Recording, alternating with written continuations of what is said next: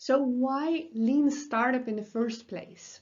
Well, lean startup really comes from a technology-based entrepreneurship environment, um, and things really move faster there. So before using lean startup, there was this methodology called waterfall development, which is what you see on screen right now. And basically, they would have requirements, they would do an analysis, a brainstorming, they would develop the product, and as soon as they would have the complete perfect product developed, and they would do like ta-da, and they would show it to the market and show it to the customer, and the customer would have a lot of comments.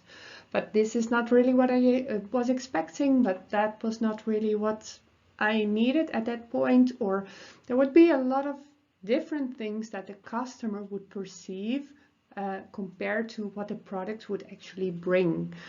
So this is where agile methodologies come in, methodologies that really take the customer as a basis and the problems that the customer experiences.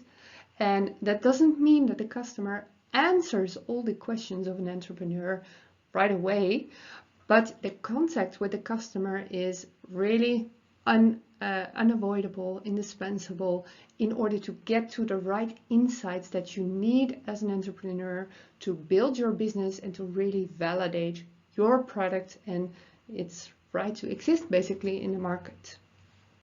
So after the waterfall methodology and the failure of the waterfall methodology, other systems came up, other systems that were more agile, more flexible, didn't need so much budget in an early phase of the development, and had a lot more contact with the customers so that insights could be gained in order to develop really a lovable, a great product.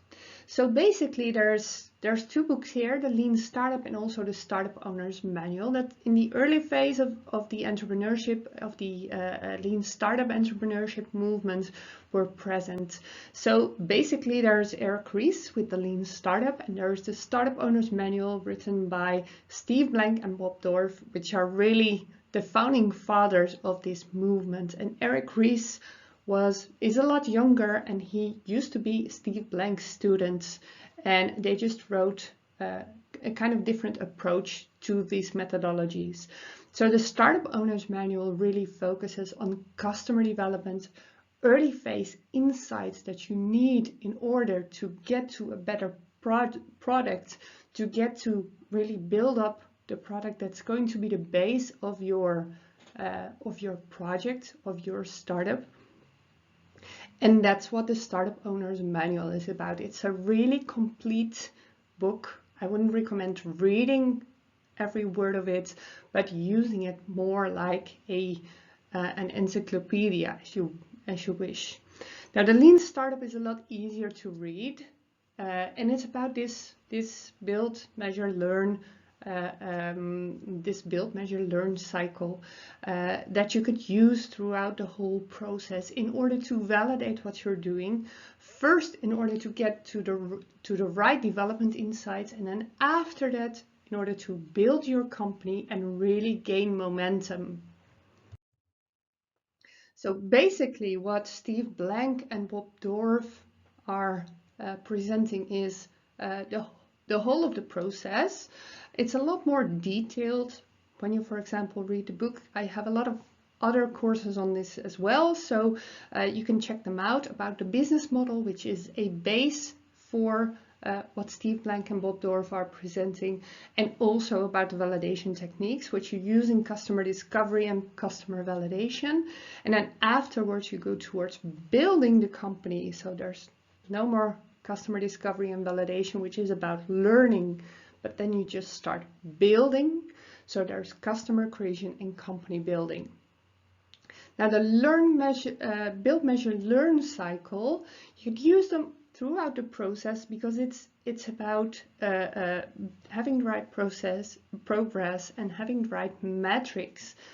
At first, your metrics should be focused on learning. So you should your metrics, what you're measuring, should be focused on customer insights, development insights. And after that, you could get like growth metrics. So the amount of revenue, retention rate, those kind of metrics in order to really build your company up. Now, as I mentioned, in this course, we're going to focus on Eric Ries's work. So the build, measure, learn cycle.